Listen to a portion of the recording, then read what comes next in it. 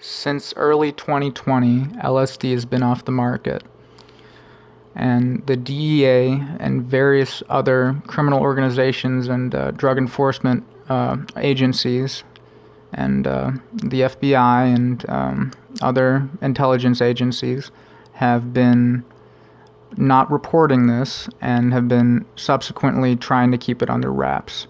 And I have some evidence of this, and I'm going to report that to you now. In early 2018, there was a LSD bust in Europe. It was the biggest one in history in Europe, where they busted various LSD labs and seized the largest seizure of LSD in European history, purportedly around 800,000 tabs of LSD. It might have been more, I don't know. That's just what the agency reported. We'll get into that later. So basically, subsequent to this bust in Europe, a day before they reported the bust, a clearly related bust happened in the United States, where they did the first ever darknet sting, where the U.S. targeted darknet vendors and busted 35 people in the U.S. Selling LSD, MDMA.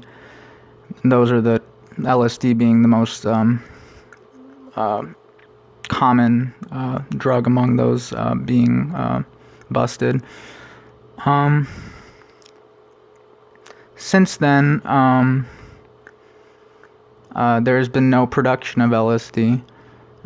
This is because the LSD was being produced in Europe and in Spain and various other locations over time since the organization came to fruition. And since 2018, leading up to early 2020, since the bust, you've been able to purchase LSD, presumably left over from the previous producers or whatever, and people having stashes and vendors having stashes and selling that. As I said, a lot of vendors in the U.S. were busted who were selling LSD, so a large portion of the market share was taken out in 2018 as well, not just from the bust in Europe.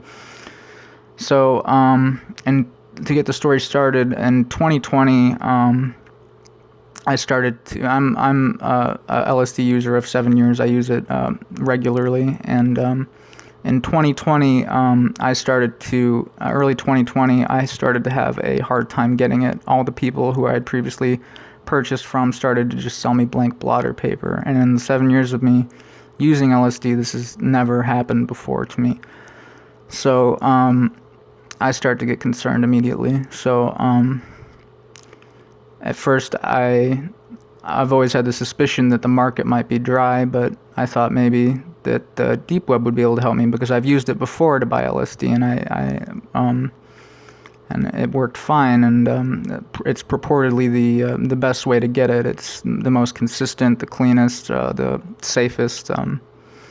You're buying, and it's the cheapest. You're buying it directly from somebody who's sourcing it from a producer.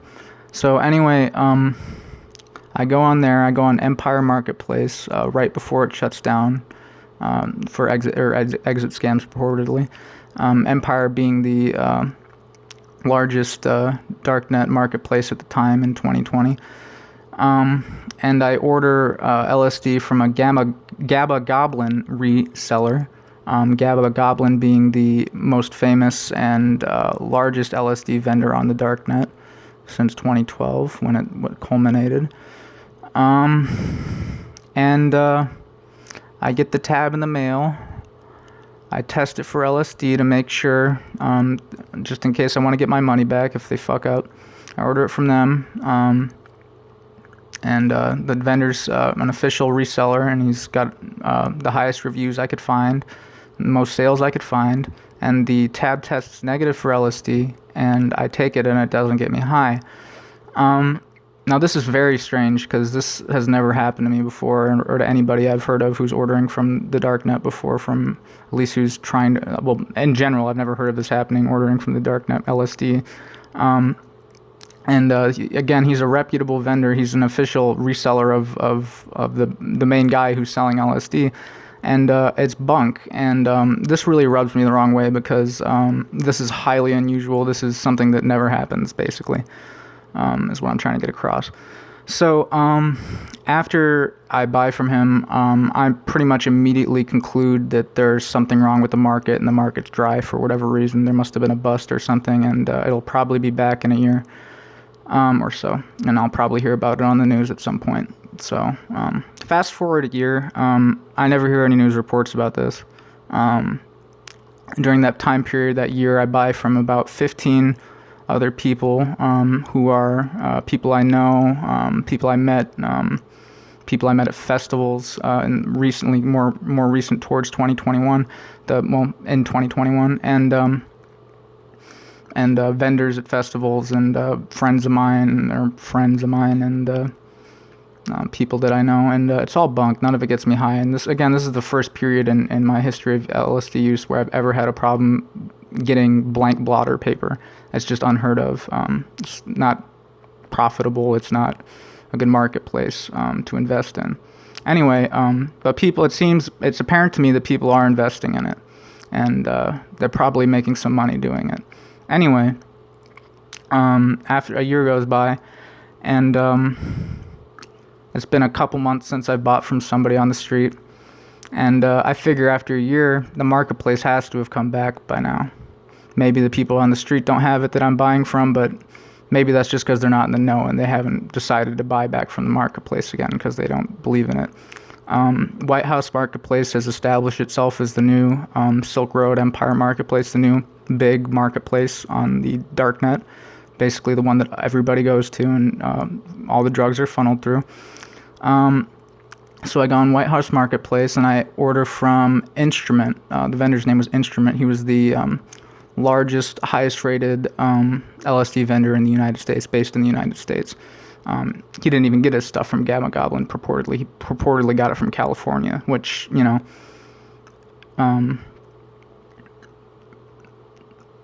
later you'll find out that's not true. Basically, I order from him, and I do the testing again. I put it in my mouth. It doesn't get me high. I test negative for LSD. Now I'm really bummed out, and I'm really concerned because I haven't seen any news articles about this, and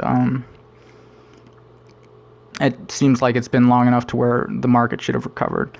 It's at this point that I take it upon myself to go on to Dread, basically the Reddit of the darknet, and post on various subdreads about this issue.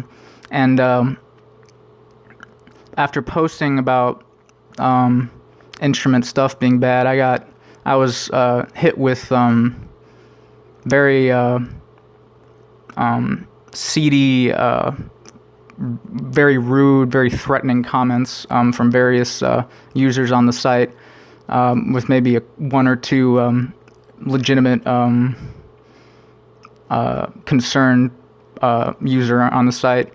So that kind of rubbed me the wrong way too, because it made me think that these gangsters selling this blank blotter paper are organized on these websites, and they frequent them, and they're willing to talk bad about you and be very rude towards you in order to. It was very obvious that they were fronting, and that was just concerning to me. So, unbeknownst to me, a few months after this purchase, and after I posted on Dread, Instrument actually took his page down off White House Marketplace, and I found that out later when about a few months pass, and I go on. I see this link on drugsdata.org, link to a Facebook page. Bear in mind, you go on Facebook, all these purported LSD dealers are popping up on Facebook and starting selling blank blotter paper to people, and I've never seen it before, and it was really strange.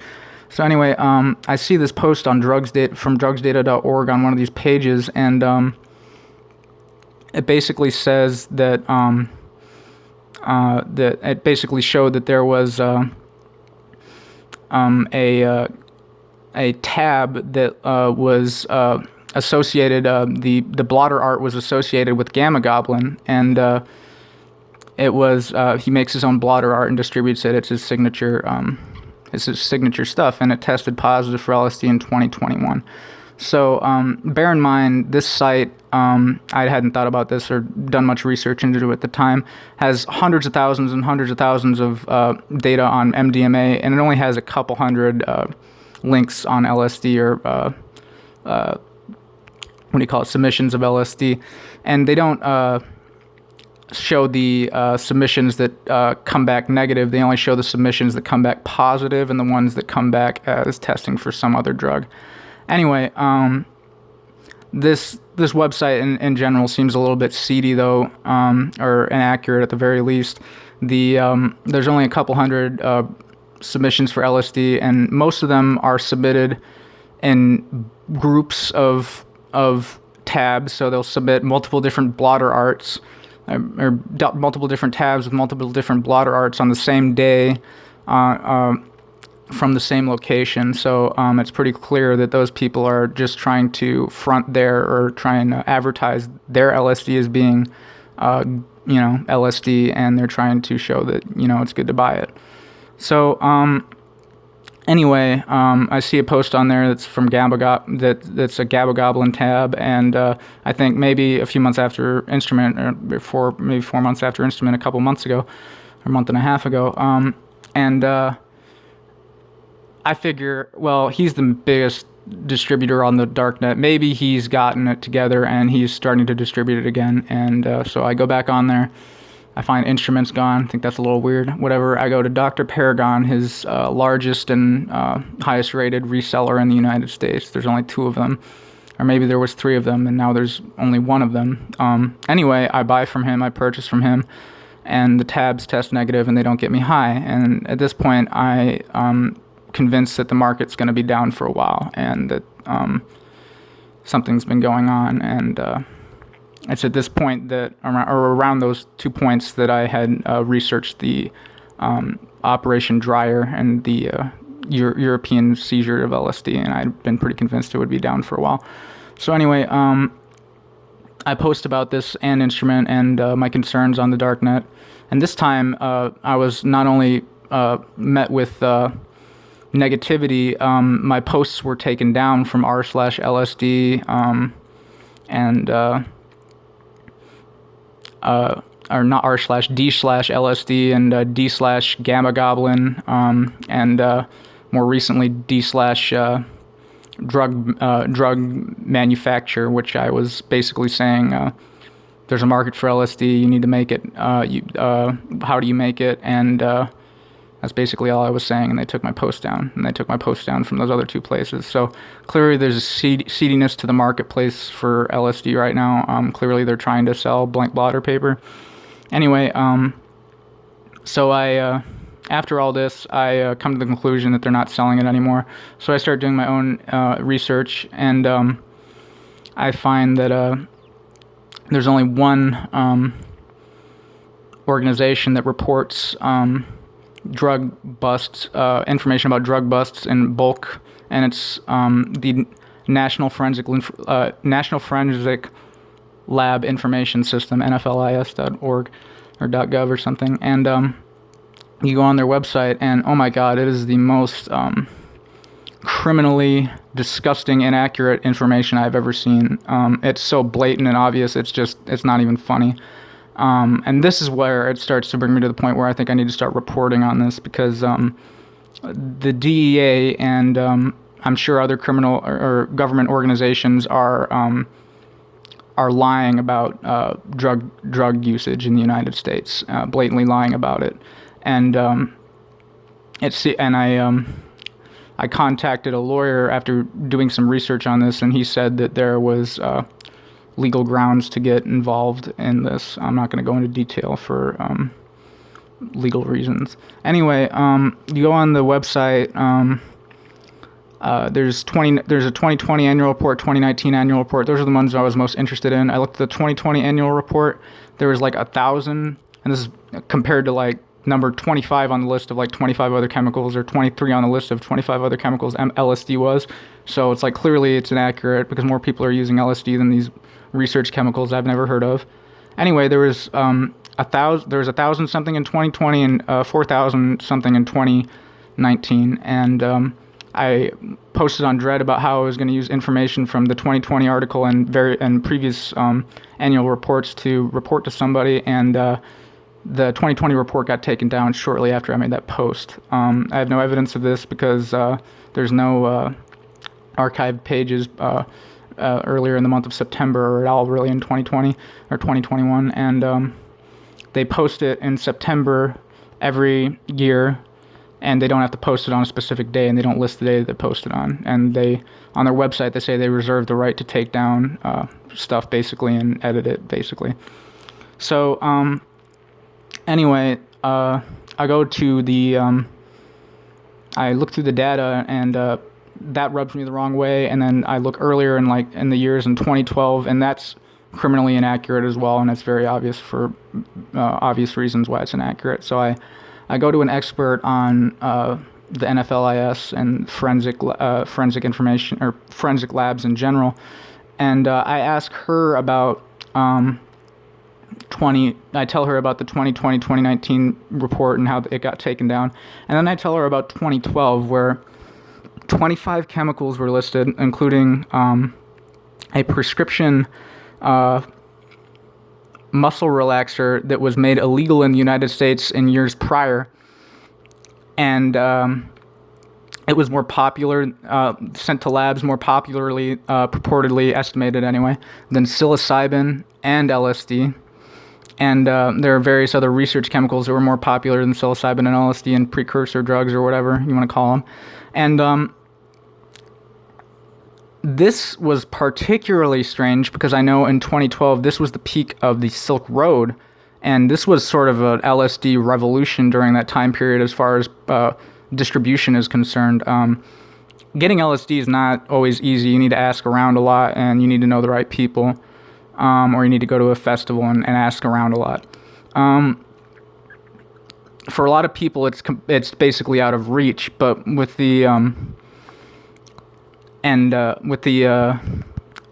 creation of Silk Road, anybody could get the LSD. You could get it safely. You get it sent to your mailbox without having to deal with people that are dangerous. You get it cheaply, and you know that you're getting good shit because at the time, even this is something unique to Silk Road. They actually had these people on there that would take the LSD and then.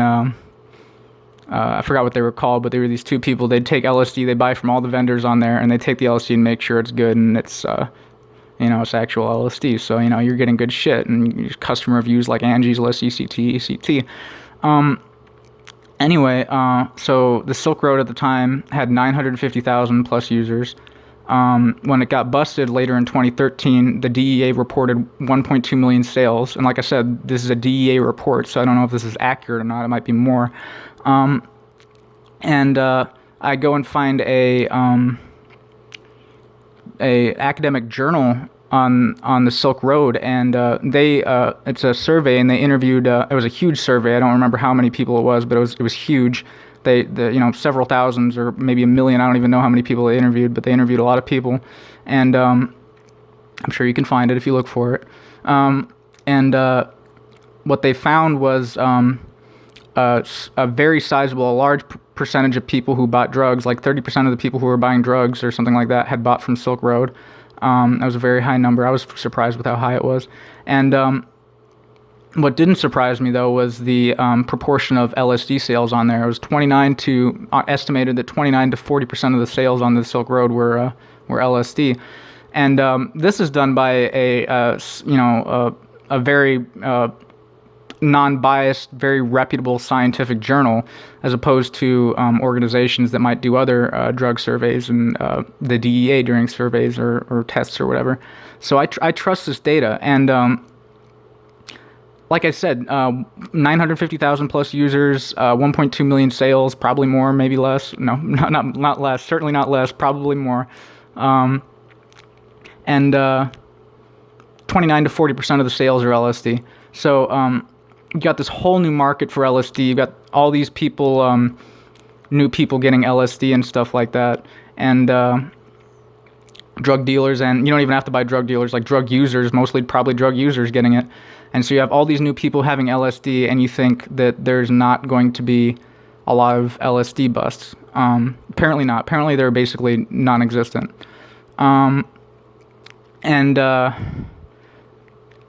This being the case, it became very apparent that they weren't trying at all to hide the numbers, and it made me very concerned because, like I said earlier, you could, as I talked to a lawyer about this, and he said that you could probably seek legal action against the DEA or other agencies for not presenting this information and not presenting it accurately. So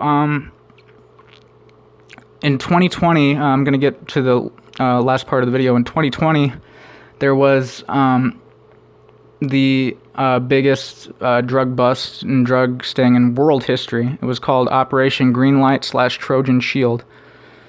Greenlight/Trojan Shield. Oh my God, that's so gross sounding. Anyway, you go on the Europol's, go on YouTube and look up Europol's, European Police, Europol's press conference on it. It's the most fascist, terrible thing I've ever seen. Read the comments, look at the like-dislike ratio. It's just disgusting. Anyway, the operation basically consisted of a drug bust of 800 nonviolent 800 people involved with nonviolent criminal organizations, involving 20,000 mobile devices that were tapped into, millions of messages that were read by the DEA, and it was culminated by the FBI heading it, and 16 other countries who were involved in it, creating a anonymous or a encrypted device organization that sold encrypted devices, creating their own company that does that. And a little while after they created the company, they shut down. They weren't having very much luck getting customers, so they shut down the company's competition, probably in I read about it, under very shaky legal grounds that would probably be illegal anywhere else in the United States or something like that.